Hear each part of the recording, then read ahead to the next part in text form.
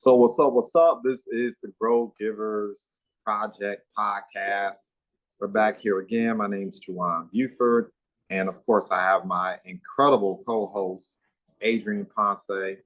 And Adrian, what I was thinking about,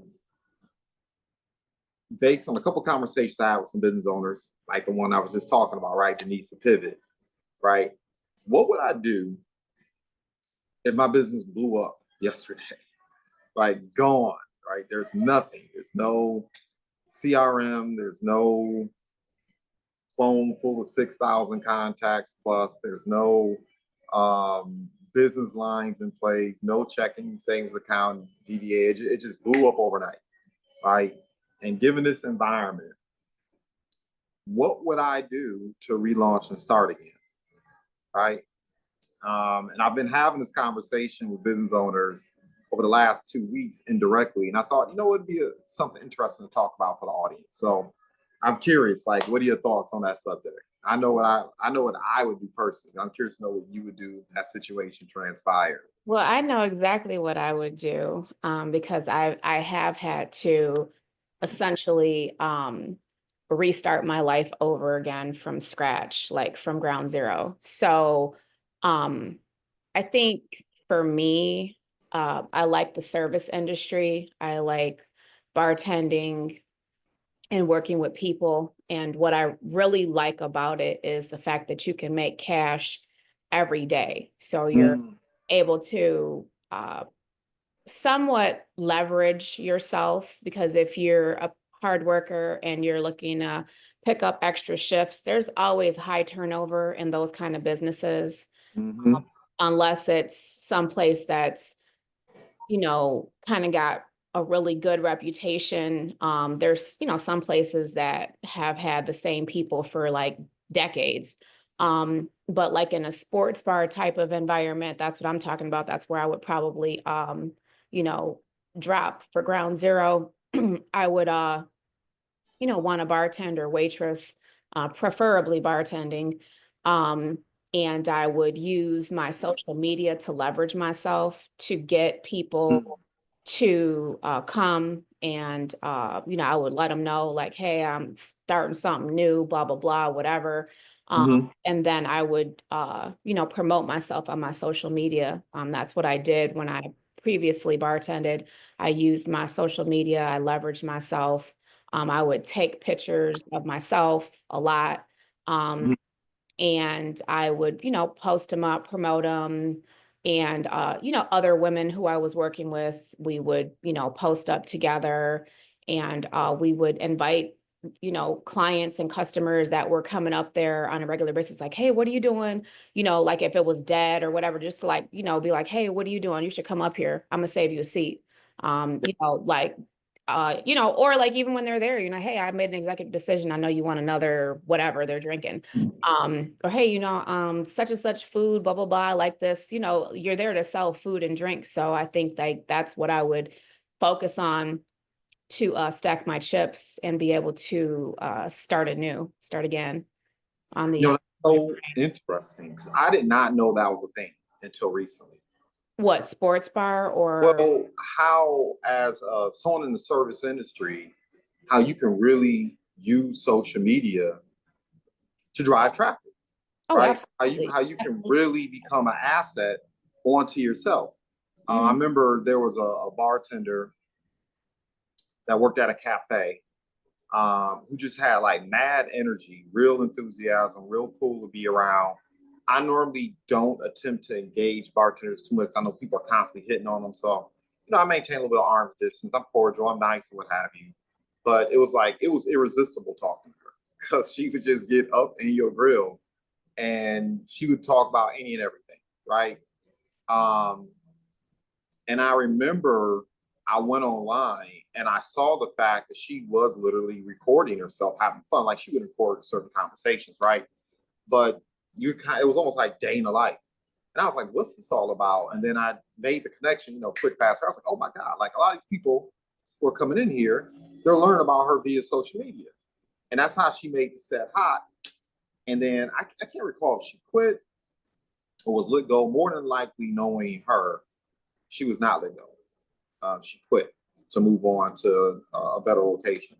But man, I remember like the traffic in that place dropped off like almost overnight. It was a wrap. Or maybe she was stacking her chips to like go on to another venture. Like, Yeah. she was stacking her money to maybe start her own business or, whatnot, because a lot of people who I was in communication with, when I bartended, they were like, oh damn, what happened, blah, blah, blah. And I'd be like, oh, I started my own thing. This is what I'm Yeah. doing, and just promote from there too. So yeah, it's definitely a thing. If you're smart and you know how to leverage yourself and you're into social media, because some people are not into social media. But I mean, I think like if you're bartending and you're in the public, then I mean, obviously you want to make the most that you can. You want to have, repeat clientele. You want to make sure that you have a good memory, can remember what people drink and what they like to eat. Even if you can't remember their names, if you can remember that, that's going to impress people. They'll be like, oh, damn, you remember what I like to drink, or you Yeah. remember what I eat, whatever. So I definitely think it's if you have that skill set and you don't mind doing it, then I think it's definitely a game changer. And people who follow your social media, even if they're just bored, like, oh, hey, I seen you posted up, I just decided to come up here. Oh, now I'm hungry, like it just goes hand in hand. So 'cause a lot of Yeah. people have ants in their pants. They don't want to stay home. They don't like staying home. They don't like, being in the house. They like being out and about. So, Mm-hmm. there's a lot of people like that. And two, if you got like a diverse clientele, there's all different types of people you can interact with, it could be very, very good. So you would basically jump back into the service industry. Now, Yep. here's the thing. Knowing what I've learned and know about you, man, I know you were having like 300, $400, and $500 days. And more. Yeah, Absolutely. and yeah, I mean, we felt honestly like yeah, we were making the same amount of money as like actual strippers because we had like a lot of different type of clientele. We had like yeah. um street guys, people with a lot of disposable income coming in. Like, these dudes are getting $50 carry out and tipping $100 because they like you and because you remembered what they drank and it was crowded and you're like, hey, come here. What do you Mhm. need? I'll put your order in for you. Like, they like the service. And I mean, obviously it's a sports bar, we're not doing anything like at that type of level, but people really were very generous, especially too if they like get to know you and they know like you're trying to do whatever. I mean, of course, there's obviously gonna be people who are cheap. That's just a given. But for the most part, most of the people that came in there were very generous, helpful, nice. So yeah, it was definitely a very good and two where I was at, there was two of us and most of the girls who I worked with were equally as motivated. There were some Yep. girls that I really liked working with where I was like, man, like, this is like the best, like, and like they'd be like, hey, Ponce, did you get them over there? Like, we'd be making sure we were covering everything. And, it's a fun environment too, where you're if they have music, they got food. Some days we would have like karaoke. So it was definitely good. And when people are having time, they're going to spend their money and they're going to eat, So drink some more, so what will be your next pivot though? Because you're accustomed to earning close to four figures, if not four figures, on a daily basis. And now you've invested this time and energy, but you built your brand. Yeah, now you got following, right? What will be your next pivots? My next pivot would be to just promote my PPLSI business to anybody and everybody who I was in communication with. That would be, obviously get to know them, talk with them, see what they got going on. And then, networking to see what they were doing, if there was anything that interested me where I could collaborate with somebody on. I mean, obviously, if like my chips are down and I'm trying to creep on a come up, I need like some type of direction. If Yeah. everything that I'm doing now with the real estate and contracting, all that, everything just fell off. Obviously I would have to be looking towards some other type of venture. So that's Would you would you make an immediate pivot back into real estate though, knowing what you know now, what your experience has been? And for people listening in, would you encourage people who are in the industry to make a pivot into the real estate industry? People who are in the service industry. Yeah. Like, so Uh, you dropped everything, mhm. your business is blown up, you go into the service industry, you rebuild your following, you're having fun, you're earning a certain amount of money relative to everybody else, right? I mean, you basically earning like corporate, somebody working in corporate America, knocking down 6-figure plus easy. So in that situation, would you or would you recommend someone pivot to real estate? It sounds like that's what you did. Um, I think everything is not for everybody. Mhm. I like sales and I like working with people and I like um paying it forward and helping people in the community. Mhm. So for me, it's a good fit, but I think it's not for everybody. I think if you're Mhm. not a very organized, like self-starter, Yeah. um, then no, I don't. I think that it's a skill set that you either have or you don't have, or that like if you're trainable, and you're able to really listen to and apply the gems and gifts of knowledge that your people who are mentoring you or you're collaborating with, if you're that kind of personality, then possibly. But if that's not your personality, and I mean, obviously everybody knows their strengths and weaknesses. Like if there's one thing everybody on the planet should know, you should know yourself better than anybody else.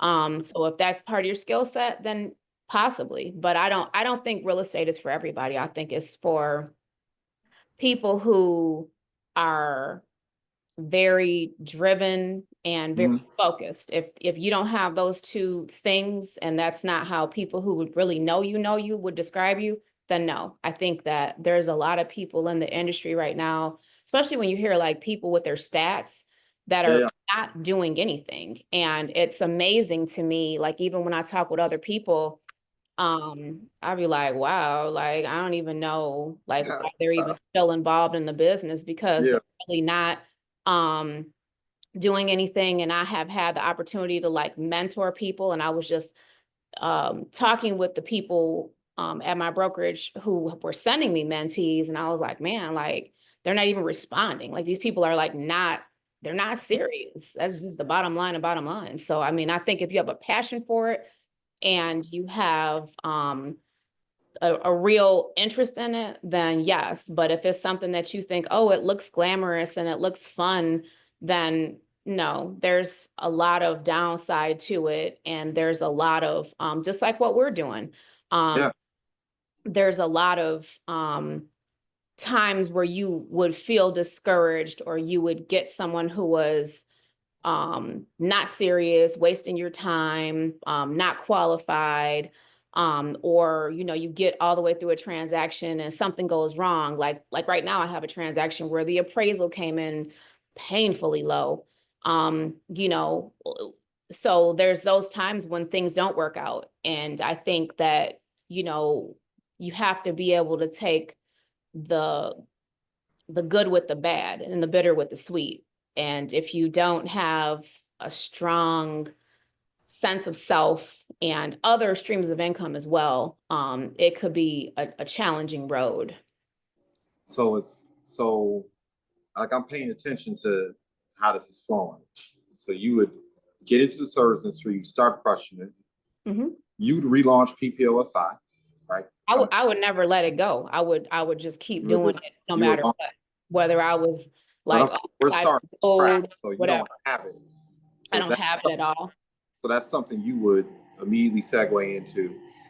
And I guess the question I would ask, forget the audience, would you also segue into real estate like you did? I would. Okay. Um, I would because I like it and I have my contracting background. I came into the game as a contractor.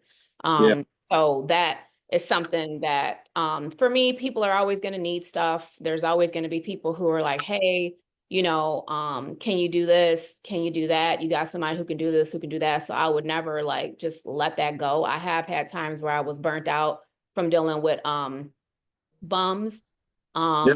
Um, where I was like, I'm gonna take a break from it and I'm only gonna do certain things. But I would definitely, keep that going. And I do like real estate. So yeah, I probably would segue back into that as That's well.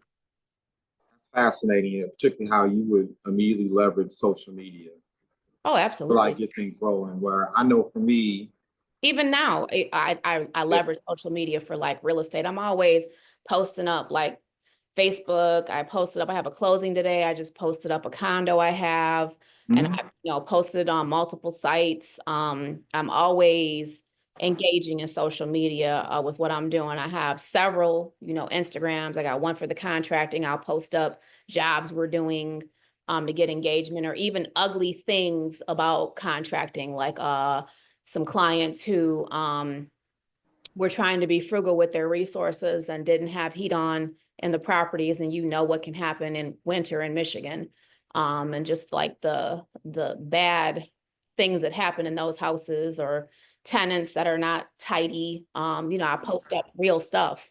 Oh, people watch those dumpster fires Oh, all day. absolutely. Oh yeah. Okay, yeah, Mhm. that's interesting. Um, I probably would not use social media to relaunch again. If everything for me blew up and I had to start from scratch today, the first thing I would probably do is I would look for a product. I would look for a product. It could be PPLSI. It could be the things that I'm interested in. Like I'm interested in fitness. So anything involving fitness, not these like fake energy drinks that cure cancer and fix a marriage and start up your car in the middle. But things that I knew would actually benefit people health wise. But I would find something to sell. Um, I would do a project 100.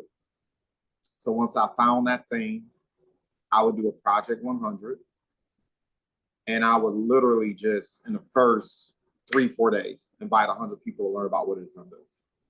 Right. Um, then something I would do that I did not do in the beginning of my career, mainly because there was no one there that I was aware of. But even afterwards, I think I was a little bit short sighted. The moment I got up extra thousand, $2,000, $3,000, like a disposable income, I would bring on the coach. I'd immediately find somebody in the industry that was crushing it, doing better than I am, and I would say, "Let me come work for you," like damn near for free. I'm like, I just want to work for you. I want to learn. I'm not here to take. I'm not here to be disruptive. I'm none of that. I just want to look. What do you need help with? So I'd find somebody with deep pockets and find out what they need, and I'll say, I'm that guy. I'm gonna do that for you, right? So, I mean, if it happened today, I'd probably call up some of the top wholesalers I know in the marketplace. Um, if it happened today, I'd probably call up some of the top people I know in the mortgage origination industry. So I'd want something that would turn over quickly, right? So I'm broke, start from scratch, I ain't got nothing. So I would need stuff that would turn over relatively quick. I don't have, I can't get paid on a 60 or 90-day wait, right? That ain't happening. I need quick turnover. Um, at that point, I would probably begin to use social media to document the successes, the success stories I'm creating, either for myself or for other people that I'm working with. And I would use that to drive more interest toward my business, which now I'm kind of telling on myself. I'm feeling some kind of way because I should be doing that right now, right? And I don't do that enough. Um, those are things I'm thinking about right away. And then once I'm generating enough revenue, like I'd start doing the arbitrage, right? Because me being me, I'm gonna knock on doors at first. That's what I'm doing. I'm knocking on doors. I play well in person. I know how to talk to people. I know how to engage. I know how to conduct myself and be attracted to the marketplace. But the moment I had enough disposable income, I would find somebody like somebody else out there who are hungry on their knuckles. I'll probably cherry pick someone at a bank if I feel like they were hungry and already had skills, looking to do something on the side. I would cherry pick somebody working in a tax accounting office, not the actual tax or accounting professional, but maybe the administrative assistant or somebody working there. Man, I'm not ashamed. I would probably go open an insurance agency. I would poach one of their administrative assistants if I could. I would introduce myself. Um, and I would literally say, hey, I need you to contact 50 to 100 people per day. I will pay you $150 a day to do that, just to make those phone calls. And I don't care if you get them done in an hour. I don't care if you get those calls done in 30 minutes. I don't care if you get those calls done in 3 hours. You're just going to get your 150. And your job is to call people, share the pitch, share the script. And if you, and the people are interested, send them to me. And I would even add commission on top of it. I would say, I'm gonna pay you this flat 150 a day. And then whatever it is I earn off of closing people, 10%. And I think that's how I would literally start out. So it wouldn't even matter. It could be PPLSI, it could be dietary products in the fitness industry. Since that's something I know very well, being a gym rat, that would just fall hand in hand with me. I'm not opposed to the service industry either, right? Find a restaurant, not one of these little, Coney Islands, but I'm talking about a high-end restaurant. Right. Roll up in there, harass the hell out of the manager. I remember for the short stints that I was in the hospitality industry, it was no thing to earn $200 or $300 in a day. I hated every moment of it, but money wasn't bad. I just don't know if I would, I don't know if I have the temperament to be able to, you do what you have to do, right? There's no such, I would never say I would not do anything. I would do what was necessary. But that would be like last course, right? I'd spend the first week finding a service or product that I want to sell, and I would go in. Probably over the course of a week, I'd probably reach out to about 1,000 people in a week and just go ahead and get my 900 no's out the way and collect my 100 yeses. And all the products I would think to market or sell, that would immediately put at minimum a good $3,000 to $5,000 to $10,000 in my pocket that week. That's what I would do. That's interesting. So what would be your next pivot? So you're doing social media, you are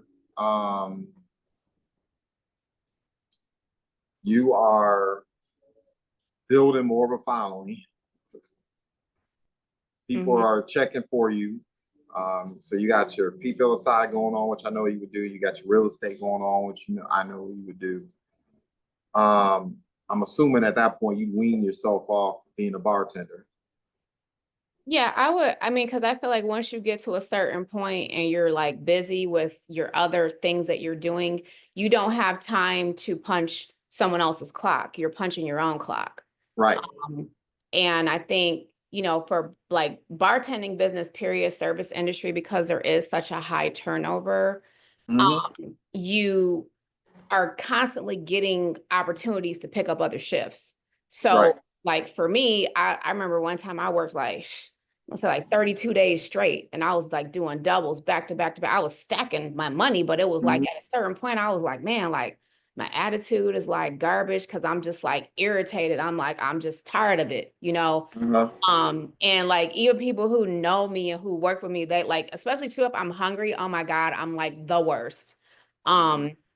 So I feel like, once you get to a certain amount and you got your money stacked, you're like, all right, I gotta be able to take the plunge and take a chance on myself. Like I gotta put this to the side. I can't just keep punching somebody else's clock, because if I'm gonna do a 16-hour day, let me do a 16-hour day on my own situation, my own stuff I'm trying to build up. So yeah, so that would definitely be like the next pivot would be out of the service industry and back on Broadway to, the multiple streams of income and the stuff that I'm already trying to do. I mean, Yeah. I feel like for me, it's a no-brainer. And I think because I work with a lot of investors, there's so many different opportunities to get bites from that apple. But keep in mind, you wouldn't have those investors in your network. Your Right. entire business blew up. Mm-hmm. You don't have those relationships anymore. Right. Yep. Those relationships are just gone. Right. So as you're building new relationships in the service industry, because That you're, wouldn't change your thinking. You're like, forget it, I would go get the new ones. I build the new relationships. I would just build new relationships. And because I speak two languages fluently, I think it's very easy to build those relationships. That's a game changer. Yeah, Yeah.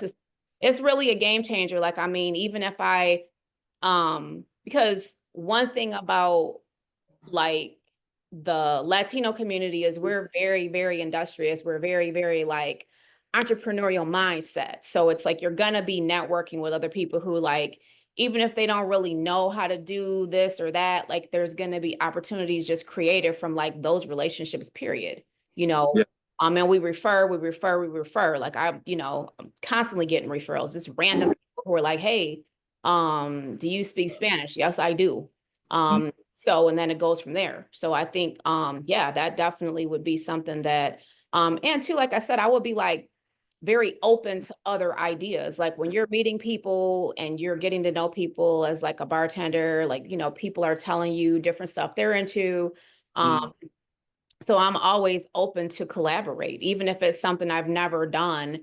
If they pitch it to me and I research it and I feel like it sounds like a good opportunity, then I'm definitely into it. Like one of our conversations you and I were talking about, we were talking about like a concierge service for like Yeah. people who are like have like kids or whatever, like parents, dogs, whatever you have where you need like an extra vehicle or an extra set of hands to help you with whatever, creating like a type of service for that kind of situation too. I mean, I would be open to collaborating on that. There's a lot of like opportunities in that space, like logistics and, dropping people off, dropping packages off, helping people with, delegation of tasks, because you figure like we were talking about, if you got a couple kids and both your kids, let's say you have two kids, let's just say you have two, no, three, and all three of your kids do two different activities. I mean, first of all, you better have a bankroll because activities are expensive, but you also better have like multiple ways to get to and from these activities, because sometimes the activities might be close by, most times they're not. And then like a lot of times they're like having events. Like one of the ladies on my prayer call, her kids are in gymnastics and she's constantly like shuffling out of state and doing this. And I'm like, man, how does she like do it? Like, she's like one of them like tiger moms where she's at every event. She's, like in the trenches with them. So, you really do have to have like a plan. And I think that would be a great service to be able to offer, so I think, that could be something too. I would be open, like, even if like the real estate stuff, okay, let's just say like everything's desolate, there's nothing going on, okay. I mean, then there's other stuff that I'm open to doing as long as it's an income generating activity and I feel like we can get paid and we can make money off of it and be successful and have repeat business and get referrals, then I would be totally open to, new ideas as well. But I do think that that's something that's needed immediately, like that concierge service. You think you could turn that over quickly? Find people. Obviously, it's easy to find people with children. Oh, absolutely. Yeah, Right. absolutely. I It's feel just like it how would you go be about easy engaging. to, Yeah. yeah, especially too if they like know you and they know like you're entrepreneurial and hey, I have this idea. Do you know anybody who you think it might benefit? Most people have kids, or know somebody who has kids, or, have a niece or a nephew or, whoever, somebody that needs to go. Even if you have children who like, they need tutoring after school or whatever, somebody knows somebody who needs that service. Yeah. I remember there was a young lady who lived around the corner from where I'm at now, in the downtown area. And I remember she was doing the babysitting. I don't think she was charging enough. But for me, what I did not like was that when she was babysitting, she was immobile. You know what I mean? Like she'd have 3, 5 kids, and she was sequestered. She was stuck wherever she was at. Right. And I just can't imagine being involved in the entrepreneurial endeavor that will require me to have to do that. It would feel too much like a job, you know? Absolutely. I know for me, I would lean in social media, but I'll be honest, not the way you are. I would immediately set up a MailChimp account.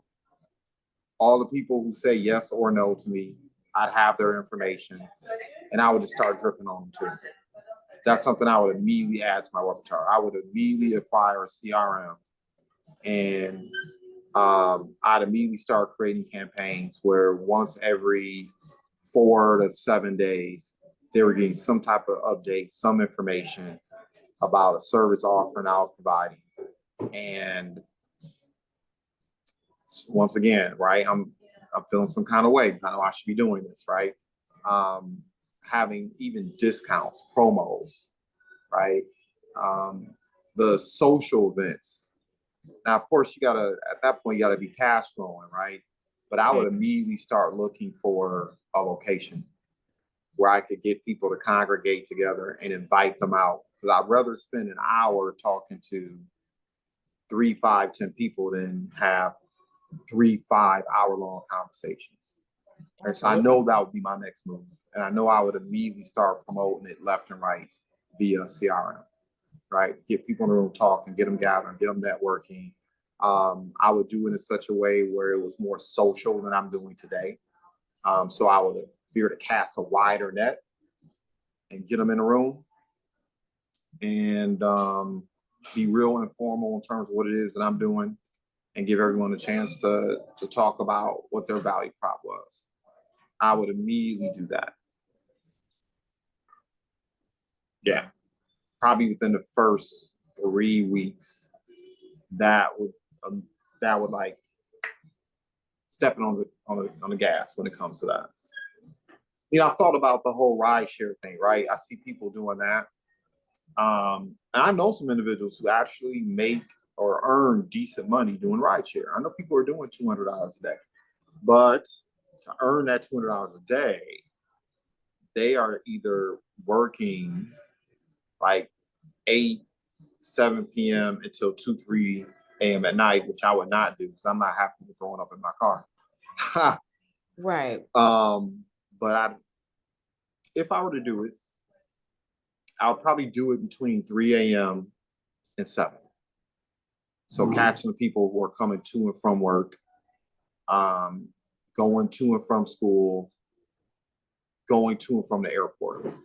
But even still, I mean, man, that's a 6 to 8 hour time commitment to earn $100 to $200. It's amazing when you've had some success as an entrepreneur, you get spoiled. Oh, right? I agree. I mean, I know I can literally get up and drive to a boulevard that's populated with business owners. I could approach 10 people, get one yes, and that would take me less than 2 hours, which is what I do. Right? That's what I do. Yeah. It's what I'm going to do today. And I'm going to I have too many time commitments, and it's raining right now. Oh, But is it? but if I'm on my knuckles after rain. I mean, yeah, you got to do what you got to do. You got to thug it out. That's But all. I mean, even today, I would not be surprised if 1 out of 5 people who I'm going to approach while I'm over at this business district didn't say, show me more. And I end up with a client, right? So yeah, I don't know. I don't know if I would do the ride share. I think I would keep it exactly what I said I would do. All right, I'd find a product or service, Project 100. I'd run it up, approach at least 1,000 people over the course of a week. And then, of course, asking for referrals, right? I've always been heavily referral based. So the moment I get a successful outcome or client or help someone achieve something, I would immediately begin asking for referrals. that'll probably add another 3,000 people to my network in probably a 45-day period of time. Right. That's exactly what I would do. Of course, I'm taking for granted the fact that I have 20 years of sales experience, 20 years of pitching, 20 years of communicating very complicated concepts coming from the financial services industry. But I would not go into the financial services industry. Right. Like you said, you're pivoting because that's gone. Well, it's not that it's gone. It's like if I was broke today, right, on my knuckles, no money, to get licensed, even as an insurance agent, much less as an investment advisor, you're going to spend a month going through the licensing process, right? So you got to take the exam. You got to sit for the test. I mean, there's very little you can do to earn income right away in that industry, right out the gate. And if you're starting like, it was like one of those television shows where they drop Grant Cardone somewhere. I'm not waiting 30, 45 days for licensing. That's not going to happen. Right. If all I had was like a couple $100 to my name. Right. You don't have time. You don't have time. Is not a luxury you have. You got to, like you said, you got to like get it today. You need to see today. Like, I'm finding a product and I'm getting after it and I'm harassing people shamelessly, relentlessly, and unabashedly. Just promoting it, like you said, like just off the rip. Yep. I know a hustle that I would consider as well. And I never thought I would do something like this, but I helped another business owner get started in her secondhand clothing business. And she started generating income. I mean, within the first 3 to 4 days, I was like, whoa, and it was significant. Well, was it like a consignment shop? She would go, excuse me, she would go to secondhand stores. She would acquire the clothing, and then, and she would look for the high-end stuff. Okay. Right. And she would sell it on eBay. And I mean, it did not take long. It took only a handful of days. And she was turning it over, taking the cash, reinvesting. She went from buying maybe 1 or 2 items a day to she's going in there buying bins, like literally getting the bin. So she'd spend $50 to $100 on a bin of clothes. And she would sift through it for the high-end stuff. She would post it on eBay.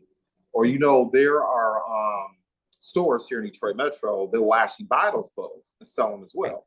So anything that she didn't want, that she didn't think would move, she would take it to, was it Once Upon a Child and some of these other places. And I mean, I was shocked. I mean, she was, she wasn't earning corporate America grown adult money, but she was earning enough where if you needed to hurry up and pay for rent, acquire a car, eat, do the bare minimum, I would not be opposed to that. I would.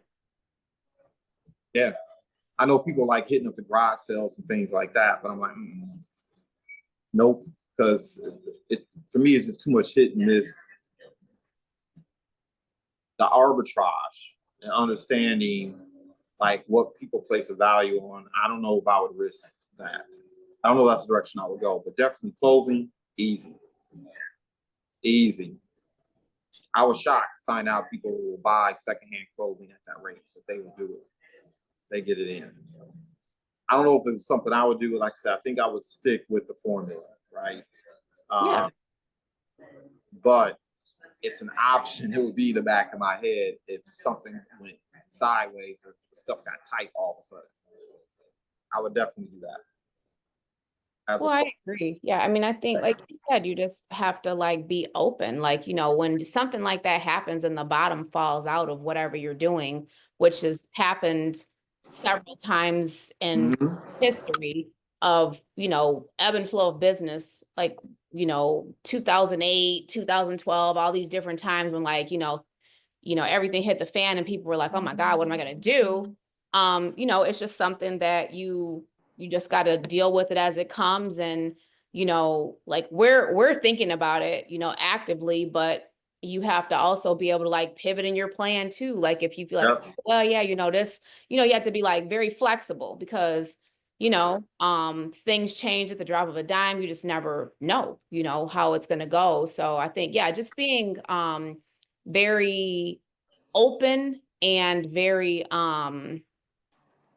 willing to pivot, willing to collaborate, willing to be coached by other people who are doing whatever Mhm. is all very important if you're going to bounce back from the bottom falling out of something that you're doing. And like you said, when you get spoiled because you're like, okay, I'm used to making blah, blah, blah. And then, now you're like, okay, I'm like, scrounging around trying to figure it out now. You know what I mean? I try to like, like pull it up out the mud, like, well, like, what's Yeah. going on, like, so yeah, it would definitely require some adjustments and eating some humble pie. Yeah. Oh, so, Like for sure. something else I would do um, is I would do what I'm doing now, except of course I would turn up. So right now, well, I'm spending 3 hours on Saturday. I'm spending 5 hours over the course of a week wholesaling. I would not do that right away, but maybe 3 months, 4 months into my situation, I would start doing it. Okay. I've still the only thing that has put more money in my pocket, like lump sums in a short amount of time, that I know would be consistent was when I was an investment advisor, right? When I would find a client that had a lot of disposable income, had real goals and ambitions to build their asset base. But at least when I was doing it, it was a lot of fast pennies. Slow dollars came every now and again, but those slow dollars came consistently. The only thing I can think of off the top of my head where if I was on my knuckles, starting over, only had a couple bucks, I would do the same thing too. I would pay $100 for prop stream and car, bus, train, don't matter. I'd find B class, C class neighborhood, and I would start looking for mail piling up, grass not being cut, broken windows. I would pull that information up, skip trace it, and I would get to calling, which is what I'm doing now for that reason, right? Man, I'm just surprised more people don't do it because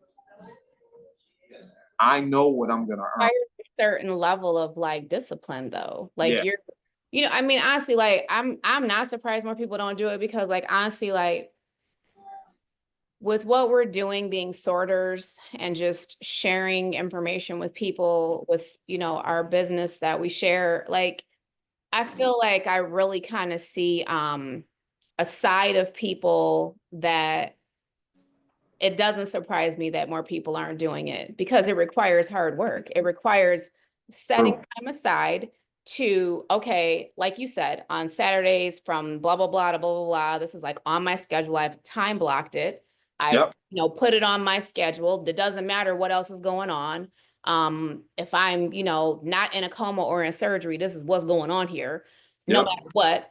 And then you execute. And I think that that is something that is definitely a skill set that you either have or you don't. And I think it really doesn't surprise me that more people aren't doing it because, you have to No. put the plan together and execute and, follow up and Yeah. knows and deal with people cussing you out and being like, how'd you get my number? And, all that kind of stuff. I mean, you have to deal with, people rejecting you. So, and most people don't like that. They like very easily, like, oh, wow, it's too much. So yeah, it doesn't. Amazing, man. I don't know. I mean, I do know. I know exactly what you're talking about. I'm We deal with it every day. 100% agreeing with it. I Yeah. guess you just take it for granted, right? Because we've developed the alligator's skin, but we just don't care. Mhm. And unfortunately, people care too much about other people's opinion, which is why they don't accomplish anything. Right. So that's a huge advantage, right? Absolutely. Um, Being willing to jog around the track while somebody else is clearly jogging in place because those people are jogging in place that are worried about, like I was telling you about how sometimes people will discredit your skills based off of your gender. And to you, that's like weird and foreign and bizarre. But because when you're dealing with it on a regular basis, it's just like, yeah, okay, next. But anyway, like I was saying, you like it's just you're immune to it because you just feel like you deal with it so much. It's like it No, I doesn't don't care. affect you anymore. Yeah. You know. Mhm. And two, you already know too, like even though this person thinks that, you can think of like 100 reasons why you could easily chop and screw them and prove them wrong based off of like stuff that you've accomplished and projects you've completed or whatever the case may be. So I think, Yeah. mhm. Yeah, you're right. Trying to think, what else would I do if I had to start over today? If my business, everything I know, how everything I've built blew up. I mean, I feel like we would figure it out as we go. Like we already kind of got like a Yeah, but like start, and it's I'm like, as you start networking, talking with people, you got your, page of 100, you're, going yep. to these events and this, like other things are going to come to you like organically, you're going to be exposed to different things organically. Like just when you're talking with other people, when you might go to an event and somebody else might be hey, I'm doing this and this. Like I just had somebody who presented something to me yesterday. They're doing it's like offering financial services. There's all different type of stuff that people are doing. Yeah. I guess Well, I'm just trying to be a little bit more granular for people who are listening in, mhm. right? Because look, you see what's about to transpire in 2025. The foreclosure rates are about to skyrocket. So foreclosure is about to start. See the layoffs, and not everybody is getting laid off with a buyout, right? They're just getting let go, pack your boxes, and you got 2 weeks of pay, Or not even. or not even. So You're just fired. Yeah. if I were in that situation with what I know, I'm thinking about the things that would be like people who at least have burning desire and willpower could just do and execute on. So I know some of the things I would do, but I'm also thinking about things like what would be practical for people, right? There's probably a lot of different things I can't even think of, right? Power washing. I know Mhm. an entrepreneur that was on his knuckles. Was he coming out of a divorce? He may have been coming out of a divorce, and he literally had $400 or $500 to his name, and literally, I don't know if he rented or he bought it. Either way, he acquired a power washer at a really inexpensive price. He just started knocking on doors, like we take care of that for you. And I know he made his money back within like 2-3 days of buying the power washer. And after that, it was like, He was on and popping. oh, he was on and popping. But once again, like you said, he didn't care how many no's. Right, because he's He, knocking on doors, he's getting up early, he's, yeah. that's appropriate. Hey, what's up? You guys need this. I mean, 'cause power washing is a good gig because you get like if people have like the grass stains or the doo-doo stains on their house, they need it Mm-hmm. on the driveway. Mm-hmm. Do garage house, offer them a package deal. That's a great Yeah. entrepreneurial venture, So and Mm-hmm. you get referrals because once you do a good job, like, oh wow, you did it, hey, you know anybody else that I can call? So yeah. Man, and social media could be such a powerful tool in a business like that because you can literally show the before and afters. Hmm. People, when you provide that type of service, they're happy. So they're willing to give a testimony and chat you up. Yeah, I would do that. That's something I would consider doing. I I mean, it's would. not, I mean, it's a skill set, but it's not like a skill set that's like unattainable. I mean, if you iterate fast enough, you can get pretty good at it pretty fast. Man, yeah. I personally, that would not be my first go-to, obviously, It would be first but it go would be, but it would be, a possible.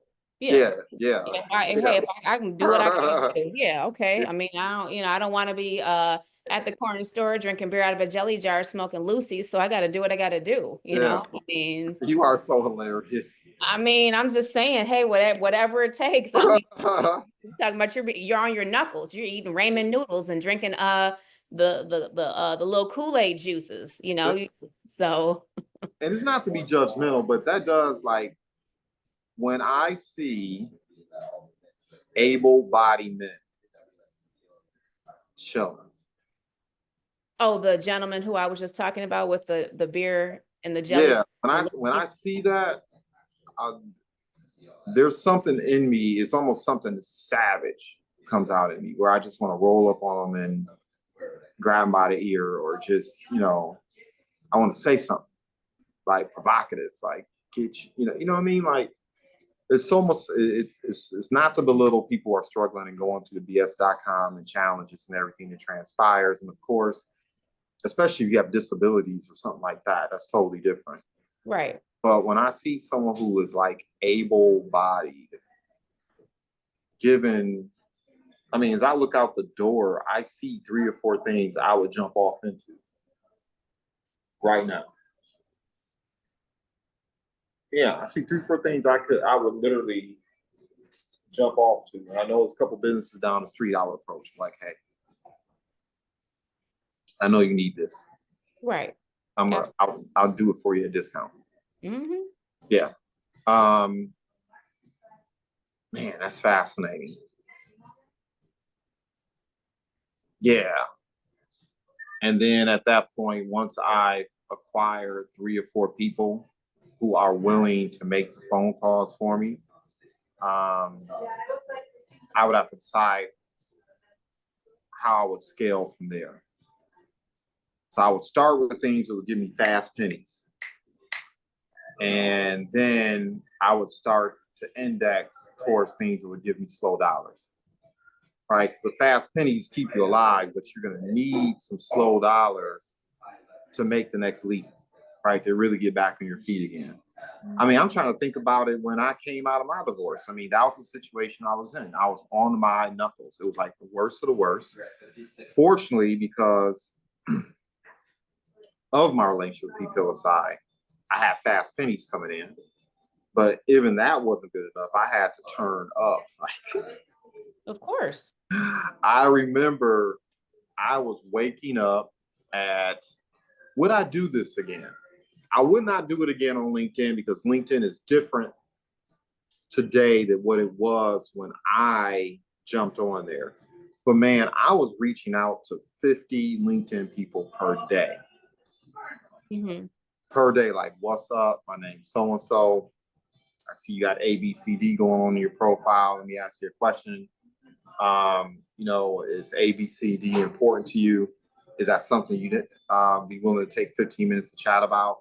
I was doing that 50 times a day to turn up in my business and find clients in a hurry. Mm-hmm. So I was immobile. It was terrible, my gosh. Basically, all I had was my phone and pretty much my iPad and the clothes on my back. And I just immediately turned to LinkedIn, turned up, increased my income like significantly, and then moved into a temporary situation before I found somebody that I knew who was working in some capacity with a complex, and I moved in there. But that's what I did. I'm trying to think, is there a platform? I might try it again on LinkedIn, but I don't think it would be nearly as effective today on LinkedIn as it was a couple years ago. That platform's changed so much. That's why I'm not confident that I would personally, I know other people are better at it, that I would personally lean into social media like that. Like, I would just go old school, straight up, belly to belly, eyeball to eyeball. I'm knocking on doors. I'm getting doors slammed in my face. I'm like, what? There's a Yeah. Yeah, There's a exactly. yes. I'll stop back by next week, whatever. Yeah. Yeah. I mean, I do think that honestly, like, social media is a good platform depending on what it is you're trying to do. But realistically, like, if I'm being totally candid with you, I do feel like eyeball to eyeball, belly to belly, face to face interaction has always been a top social media, period, because there's a lot of pretenders, PBSers, people who just want to play on your phone. Like, even now we have people just playing on their phones, honestly, where it's just Yeah. like, stop playing on my phone, just knock it off. Yeah. And it's very common. Whereas meeting somebody face to face is a little bit different. Of course, Mhm. they could still be a PBSer, but it kind of like makes it less likely.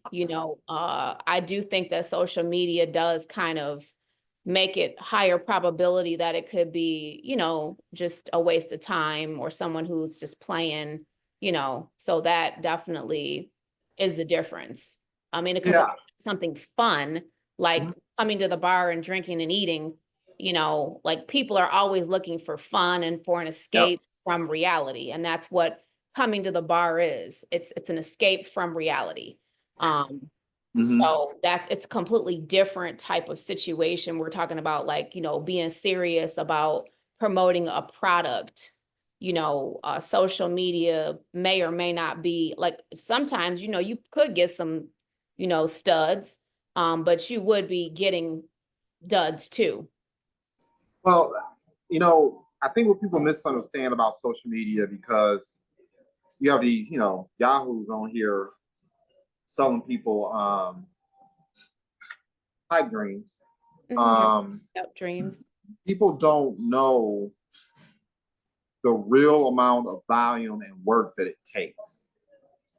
Right? You can do it, but people have no idea like how much volume it takes. For me to duplicate what I did several years ago on LinkedIn,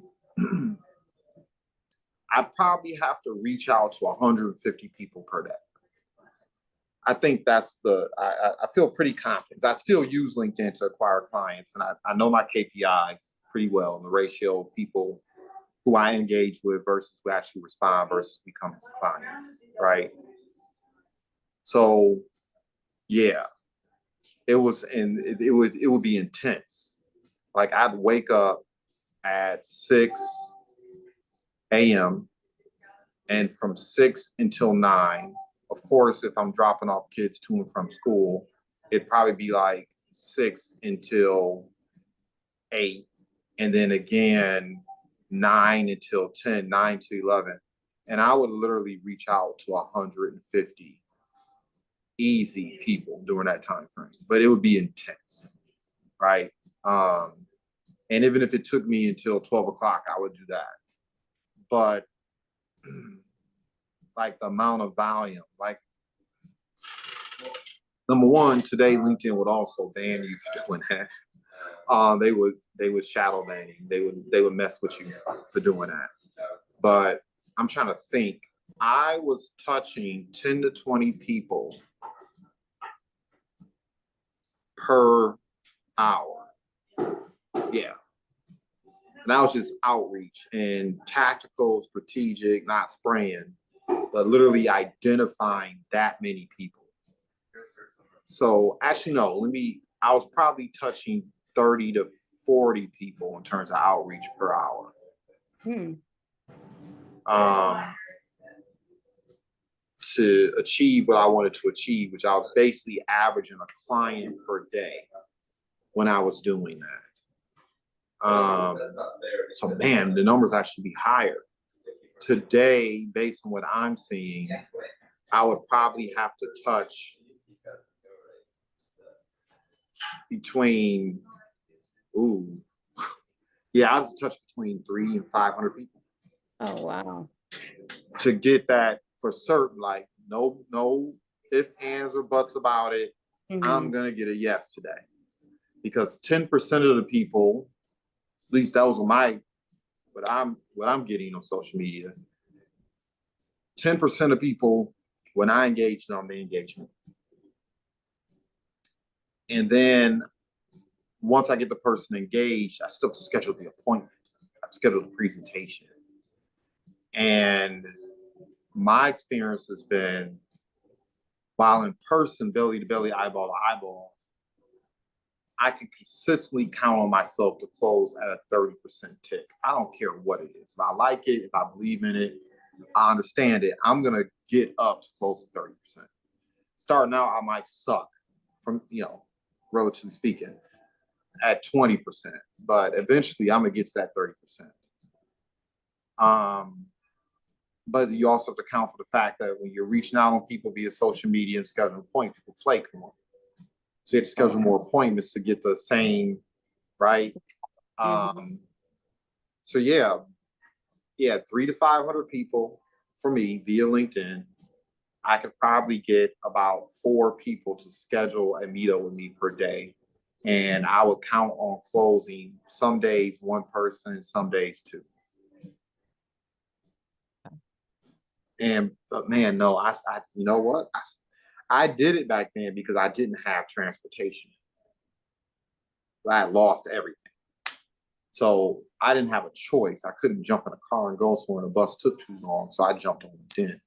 But today, assuming I had a vehicle, yeah, door knocking. Yeah, for sure. Door knocking. Hey, even if not, I just take the bus or an Uber and be like, yeah. it's got to make it do what it does. Yeah. Bike, whatever. Yeah. Yeah. That's Moped. funny you say a bike, but yeah. I mean, nah, you see grown-ups. I see people downtown biking with the Yeah, moped they do. and all that. I mean, maybe not today because it's raining, but yeah, I mean, by any means necessary, you know, roller skates, whatever. I mean, would make it work. I mean, you know, you riding your bike is exercise too. I'll take my dog with me. Like, this is my assistant, you know, like whatever. You know, we're counting I'm multitasking. I'm taking her for a walk. I'm counting my steps. I'm knocking on doors. I'm doing it all, you know. So yeah, we got to do what you got to do, right? You know. What's that tool? So I'm getting ready to download on my phone. So I'm actually getting ready to find somebody to help prospect now. I'm a wholesaler. So there's a tool you can download on your phone. I can't remember the name of it. You can take a picture of the house. It'll pull up all the stats on the house. Oh, okay. You know what I'm talking about, right? No, I'm not familiar with that. Yeah. There's a tool where you can literally roll up on a home. Mm-hmm. You pull up a home on the tool, get the picture of it and whatnot, and it will pull up phone number, owner, like data on that home. And of course, you know, with a tool like that, it's not 100% accurate. Yeah. But it's accurate enough where it works. Okay. And it's 2 people. I'm gonna pay for that app. I'm gonna have it on their phone. They both ride share, and they both you know, they dropping off food and transporting people. Yeah. So I'm like, every time you drive through a neighborhood, I want you to drive a couple blocks where you take your next ride or drop off your next thing of food. And if you see a residence that looks like it's being neglected, run it. Run it. Right. So I would anticipate that if I can get 1 person to give me 10 houses per day that looks like they're in bad shape. So over the course of a month, that's 300. Half of them aren't going to answer the phone. Or if they do, I'm going to get cursed out. So I'm down to 150. If I talk to 150, about 15 to 20 of them are going to be BSing, like BSing hard. Maybe as many as 50 to 60 are going to be BSing hard. But I would squeeze 1 close out of that. I agree. I would. Yeah, those people are like your bird dogs. They're out. They're like exactly. I would have them bird dogging. Mm-hmm. Absolutely. Mm-hmm. Yeah, I remember as long as they're like motivated and they're, you know, stay on task, then yeah, that's great. Driving for dollars. I was so mad before the when the pandemic hit, 'cause I had a good one. What happened to them? Pandemic hit, and for a while, you know, the volume of people who were ride sharing. Yeah. And you know, he was like, "Man, I ain't got time to do this anymore." I'm like, every second I need to be right. Generate income. Yeah. I should reach out to him again, because when he was active and involved, we got some stuff business done. I just haven't figured out what I would pay a person to do that. I know what my KPI. Commission? Maybe commission? Yeah, I was throwing them basically a little bit of gas money per week. That's what the equivalent of it was. Mm-hmm. And then it was the same thing with him. It was 10%. I was like, whatever I close, you get 10%. Well, yeah, because I mean that's fair. Like, you know, they're making a commission off of, you know, something that you're actually able to get to the finish line, that's, yeah. And it's, Yeah, I mean, keep it going. I had to bark at some people now. I'd be like, look, let's be real.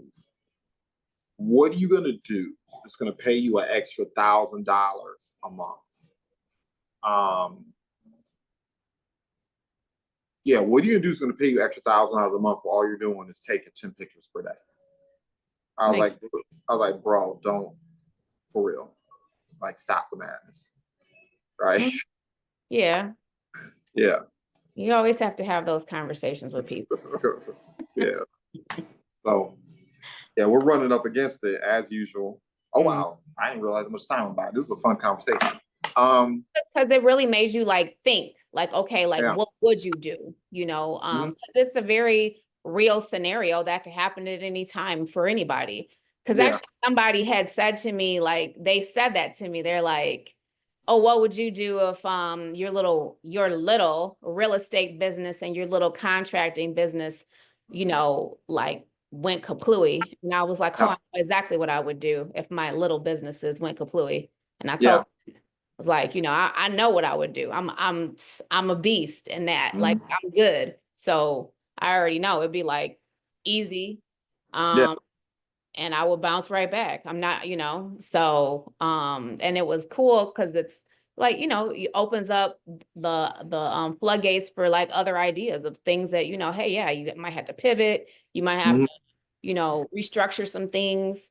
But you know, being an entrepreneur, you have to have the mindset to pivot no matter what it is you're doing. So, Yeah. I mean, it also, I mean,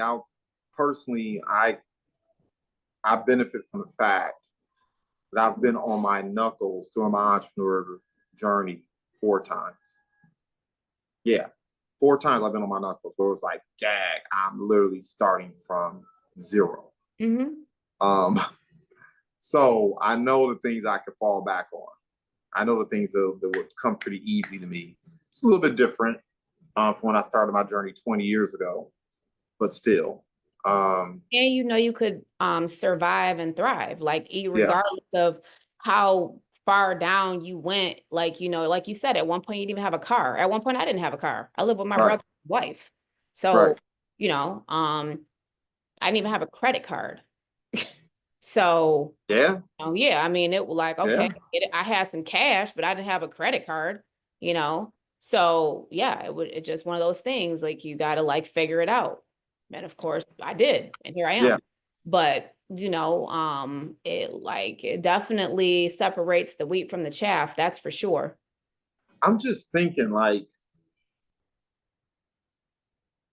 before, see, the thing is, I was involved in sales since I was 13 years of age because I was doing Imperial I was doing Imperial Sports and Foot Locker at the same time Okay.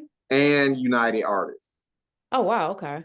So in all those jobs, it did not take me long to figure out, oh, I need to upsell to get some more money, right? Mm-hmm. So by the time I ended up in a real quote unquote sales job where you could straight up earn grown adult money, I still had all those years of experience through high school. Right. So, man, I'm trying to think if I started with just the skill set I had. So by the time I got to college, I was not an expert, but I was good at sales. I was reasonable. I mean, I could do okay. Um, I didn't have the discipline I needed to have, of course, to earn grown adult income, but I could move some product if I wanted to. Any type of product didn't matter. As long as I could get behind it. Mm-hmm. Um, I'm trying to think that person, what would I do today? Because while I may have lacked discipline sometimes, I've always been a consistent person. Once I find something that works, man, I'm gonna wring that thing dry. Like I'm gonna get every drop out of it.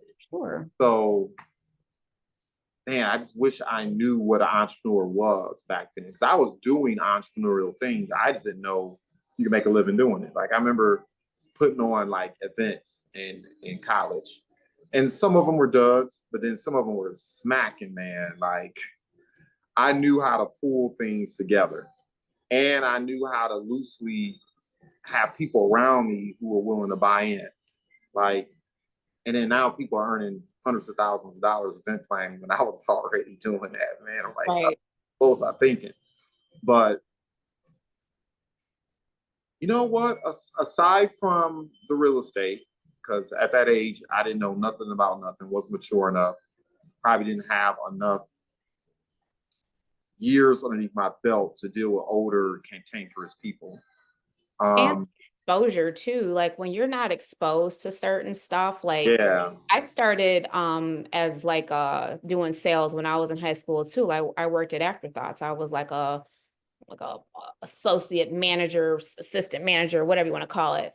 Mm-hmm. But like if you're not really around people that are like mentoring you and Mm-hmm. showing you like this is how you can turn this into this is how you can do that. Like you're basically learning everything through like kind of like a test, like a crash test dummy, like Yeah. by trial and error. You're not really, you're just kind of waffling through it and figuring it out as you go, as opposed to having a straight like guidance. So Yeah. that's why sometimes it takes, people longer to figure stuff out. Because if you had a mentor at that age that was like, hey, you need to do this, and this, and you had the mindset to Mm-hmm. apply it, it could have been a totally different type of situation. But, like when you're young, you're not really all the way there with it. You're just Yeah. kind of like going through different stuff and figuring stuff out. And, you might even have a group of friends or people that you're around that are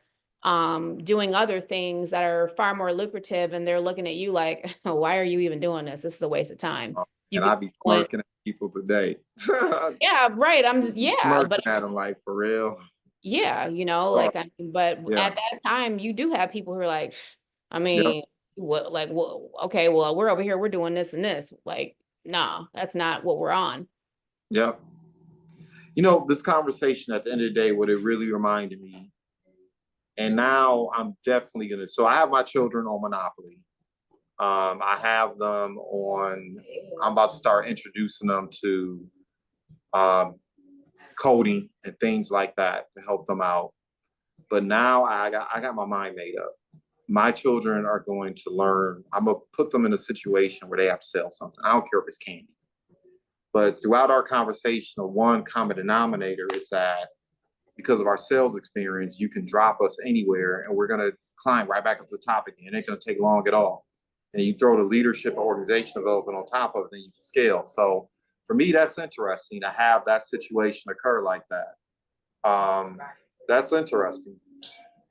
Anyway, But it just like kind of like gave you an epiphany too, that that's like a really important skill yeah, set. And just think of your kids, how much further along with that guidance from you. Like if your kids are Girl Scout, Boy Scout, whatever, yeah, or like even through your church or a youth organization, they're trying to, generate money for a trip or, yeah, whatever, like that is a good skill set. And just think of how much further along they will be than we are, because we had to figure it out on our own. They don't have right, to figure it out, and they got a mentor right in their house that's like having dad moments and doing all this stuff. Like, no, you're not going to do this. You're going to do this. yeah, Um, just think of how much further along they're going to be, yeah, like even when they're out of high school, like they'll probably already kind of still like have like businesses that they're already doing as teenagers, yeah, because you're already teaching them that now, yeah, so that's great. yeah. Yeah. So we're about to get a lot of background noise and disruption behind me.